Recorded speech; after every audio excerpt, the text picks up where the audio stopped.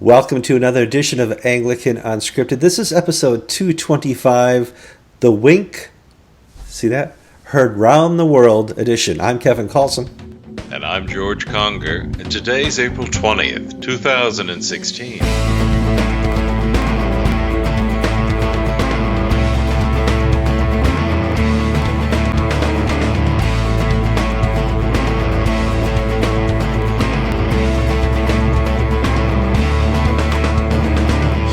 Okay, as I alluded to, we're going to talk about the ACC, which is the Anglican Consultative Council. They had a meeting this last, 2.5 weeks out in Lusaka. That's a city you'll find on the continent of Africa. It's the only one you find in Google when you type Lusaka. And the meeting was of the Anglican Consultative Council, which is kind of the more liberal edition of the Instruments of Unity, where the primates are the more conservative, more adjusted, more Christian. Oh, I'm going to be in so much trouble after this episode. And so George and I are going to talk about what happened, because basically we have a tale of two meetings. Archbishop of Canterbury has his take on what happened, and the Episcopal Church has their take on what happened. And George and I get to talk about that.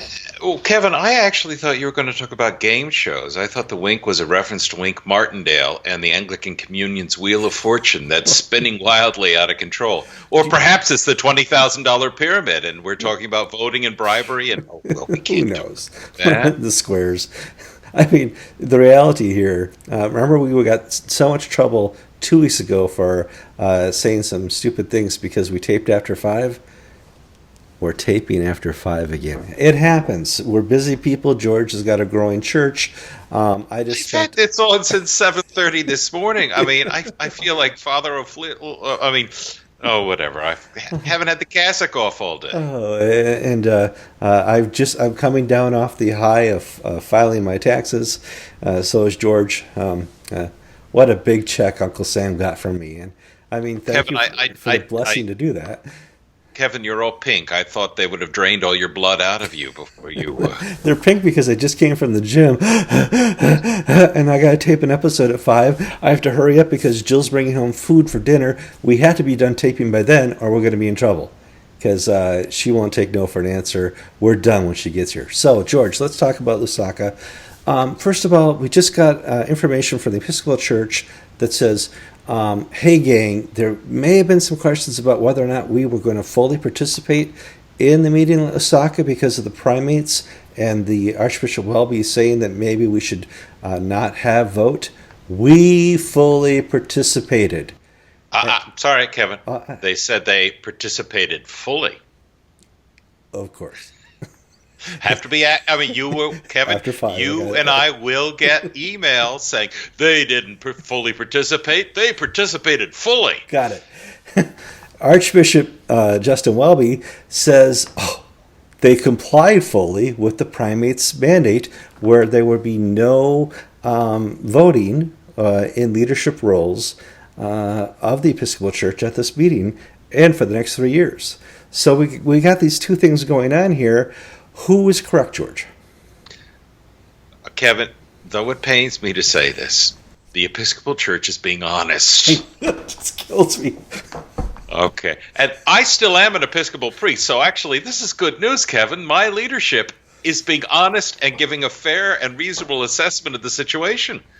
The Episcopal Church went into this meeting with Ian Douglas on the standing committee. Ian Douglas participated fully. He's Bishop of Connecticut. Mm-hmm. He participated fully in the meeting of the Standing Committee, which was was held the 2 days before the start of the regular meeting. Which caused Menir-Anis, the primate of Egypt and the Middle East, not to attend. Yes. And then they had the meeting, and you have to understand, the meeting was a week of indabas and small groups and just chatting about peace, love, and happiness, and navels gazing. A lot of kumbaya, yep. Yeah, and plenty of National Geographic stuff, looking at the quaint natives and all that. And then on the last day, 45 resolutions in an afternoon. So there really wasn't that much debate or anything. And one resolution that sort of acknowledged the existence of the primates' concerns was adopted, but then one resolution that affirmed the primates' conclusions disappeared. Whoa, well, It a was burning withdrawn party, from yes. consideration. Now, you say, well, so what? Justin Welby's saying that the very fact that we acknowledge the existence of this is enough. We have to put it in context. Remember at the Dromontine primates meeting, that's where I was attacked by a swan outside of an Irish castle in 2005. I'm sure our viewers remember that episode. Yeah, sure, yes. And, well, after Dromontine, they had the Nottingham ACC meeting. And at Nottingham, the ACC delegates endorsed a resolution upholding the primates' statement from Dromontine. So we have action in 2005, inaction in 2016. Now, the deeper question is, of course, well, so what? The ACC did something in 2005. They did something in 2001. What did it matter? Well, the answer is it doesn't matter, but it was seen to have mattered because they did something. So this time around, they didn't do anything that wouldn't have mattered if they had done it. So now you know why we stayed home, folks. Yeah, I know, that's right. So, oh my gosh, yeah, we saved a lot of money. We didn't have to write a bunch of fluff stories. I saw a lot of fluff stories. Some of our, I don't want to call them competition, but other periodicals and news agencies sent their people over to Lusaka, and boy, they were looking for content, George. I know. They found Dr. Livingston 3 or 4 times in the jungle. They're looking for something. When you send a reporter halfway around the world, you've got to have it pay off somehow. So you've puff these stories. We've done it. You know, we're in Kingston, Jamaica. We're knocking out 2 or 3 stories a day. What was that, 2009 or so? 10, whenever it was. Simply because we're there, we got nothing else to do. And we saw that again this time. Now, the job of an editor is basically tell you, okay, this is worth news or this is worth snoozing. And no news came out of this meeting other than the fact that the meeting was held and the Americans participated contrary to the intent of the primates at the January primates gathering. And the news at the end, which was Justin Welby is saying categorically he has complied and everything. And the emperor has no clothes here. I mean, we can point to all these things that we've just shared, and the Episcopal Church is right, and Justin Welby, I'm afraid, isn't correct. Well, let's talk about some of the things that they did do. They elected a new individual who is the primate of Hong Kong. I can't pronounce his name. Hong Kong Sheng Hung Kui. Okay, yes. That's the name of the church. Right. His name is Kwong, Archbishop Paul Kwong. Archbishop Kwong is an interesting fellow. In fact, the day before he was elected, we ran a story on Anglican Ink about him. Archbishop Kwong has been an opponent of the pro-democracy movement in Hong Kong.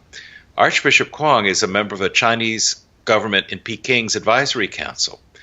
And he's given statements to the South China Morning Post and other things saying that there is no persecution by the communist government of Christians in China. No, it's not happening.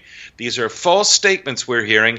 It's just overzealous local officials acting beyond the scope of their authority. Oh, wait a minute. Now that sounds like the Anglican Communion. Yeah, well, see, this is a company man, but in this case, the company is the communist government in Peking. Sure. This is the man who's the head of the ACC. Okay? If we went now I don't normally see communists under the bed. I'm sorry, Kevin, I just don't. But you're closer to the Bay of Pigs than I am. And I'm not saying the Archbishop of Hong Kong is a communist, but he is somebody who, even within his own church, has a reputation for being a collaborator with the government. Absolutely. The communist regime. This is who was elected. And we've got Josiah Wadawu Farone's true colors coming out now. This is a man who dressed down Munir Anis by saying, you don't understand law, you don't have a fine knowledge of English trust law, and how therefore can you make these complaints? He dressed down the Rwandans, the Ugandans, the Nigerians, and he called Eliud Wabakula. He denounced him for passing around scurrilous lies. Yeah. This is the guy who's in charge of the ACC, and he's branded 5 primates as liars or fools or, I don't know, idiots. I don't think that's going to go down very well. This is not a fluff story. This is good stuff.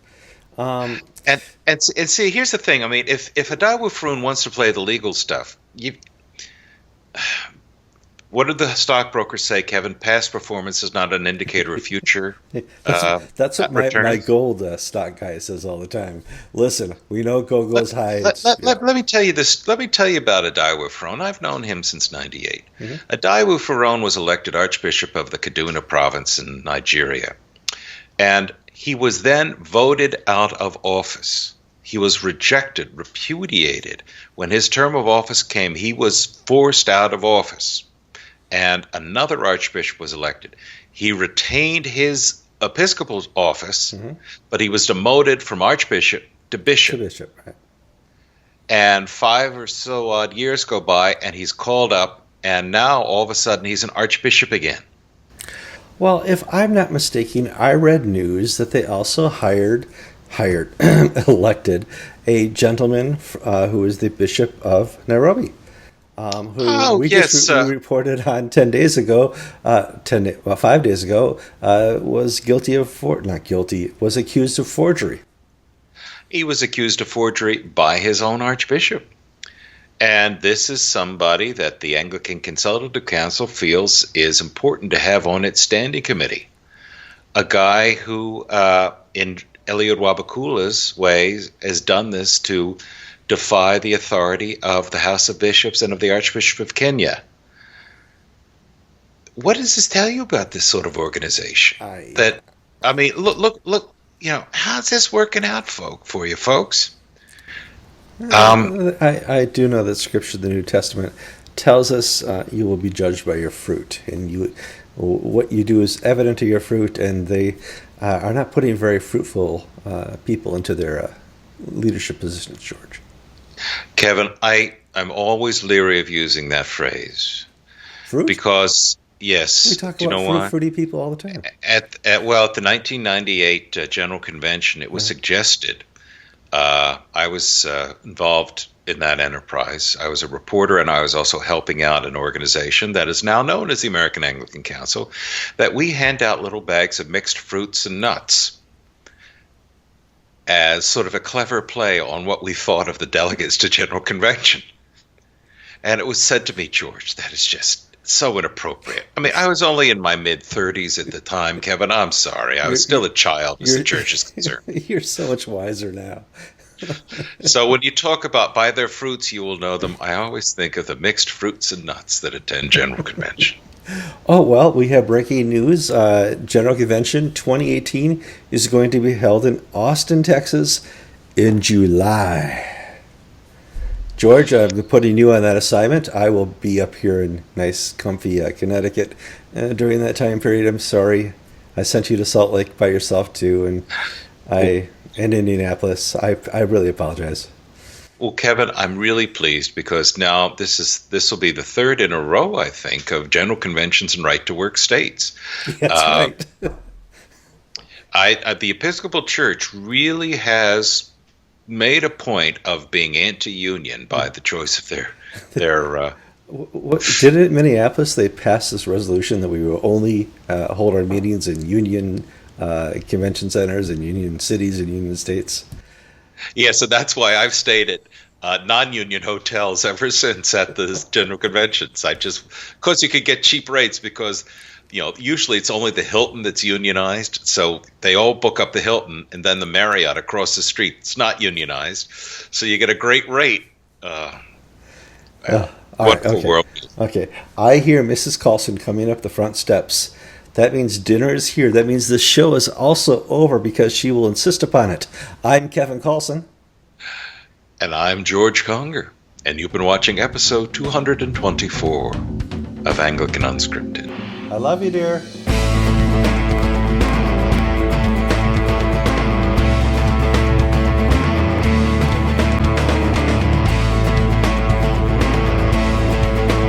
No, it's for the last 2 weeks of school. You can load them in increments of 75.